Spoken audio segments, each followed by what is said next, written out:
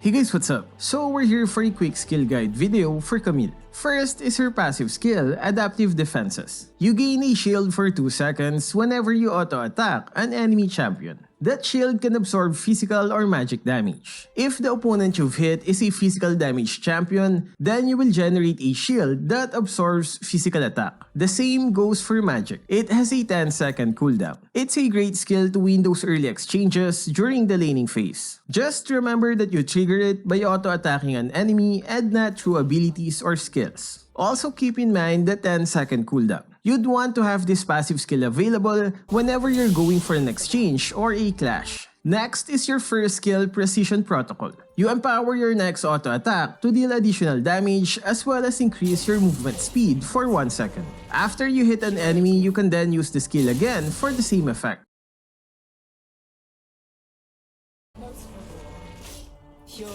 However though, if you use it after 1.5 seconds after hitting an enemy, then it will deal true damage instead.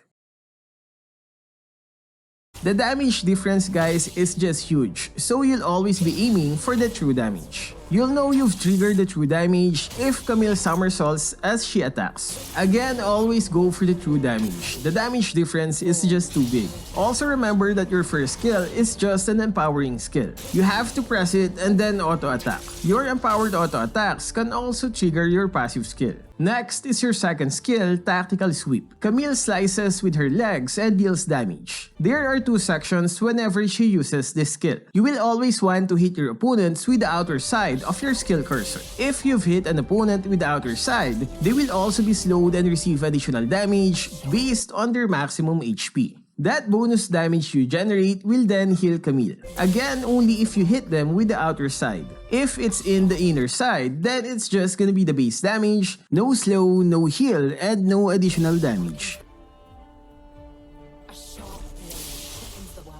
Next is your third skill, Hook Shot. You can cast the skill twice. On your first cast, you basically shoot off a cable that lets you attach yourself on a wall. Your second cast lets you dash from the wall towards your specified direction.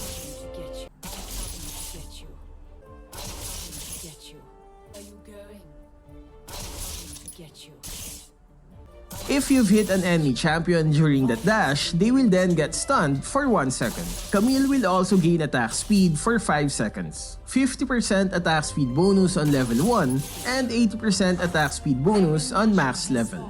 I can't stress enough how important it is to hit your target with this skill. Hitting enemy champions with this can determine whether you win a clash or not. Not only do you disable your opponent for 1 second, but you also gain a huge amount of attack speed. This can also let you pass through walls. This skill is where Camille gets her mobility from.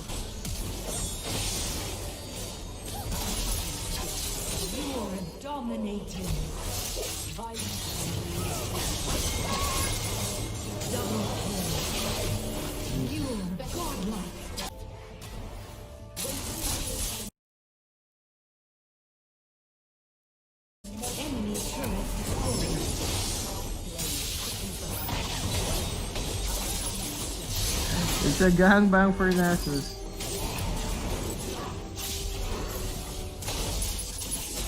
You have slain an enemy. You have slain an enemy.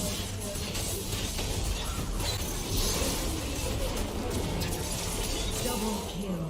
Next is your ultimate, the Hextech Ultimatum. You leap onto an enemy champion, dealing damage and knocking back any enemies near your target. You also create a zone that imprisons your target within 2.5 seconds. If you leave that zone, then it will automatically disappear. The damage you generate is the base damage of your skill, as well as an additional magic damage based on the 10% of their current HP. Now we've covered the basic mechanics of her skills. Next are some important tips that you can use whenever you're utilizing her skills. You can use Flash in the middle of casting your second skill. This can actually make it fire off a bit earlier since you're basically cancelling the animation.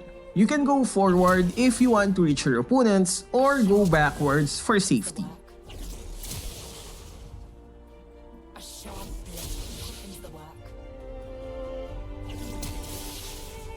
Same thing with using your third skill in the middle of your second skill. Violence is a means to an end.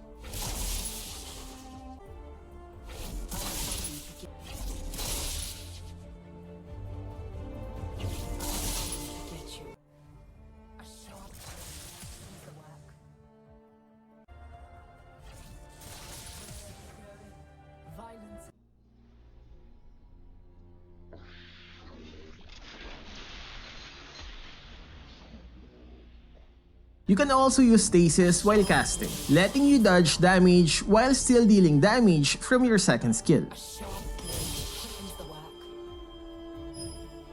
You can also third skill, second skill, and then third skill. This lets you fire off your second skill as you dash towards your opponent with your third skill, letting you maximize your damage. You can also third, and quickly second skill.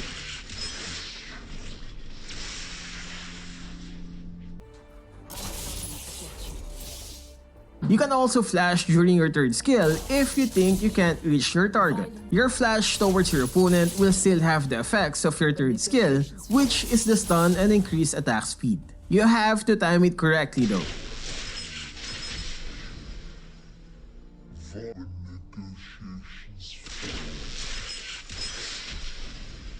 You can also use flash in order to change the direction of your third skill. You can do this in case you've missed or your opponent dodged your skill shot.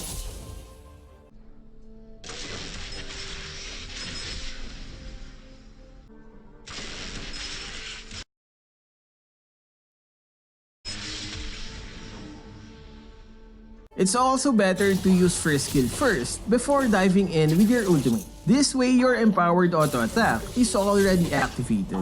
Your next auto attack after your ultimate will automatically have that effect.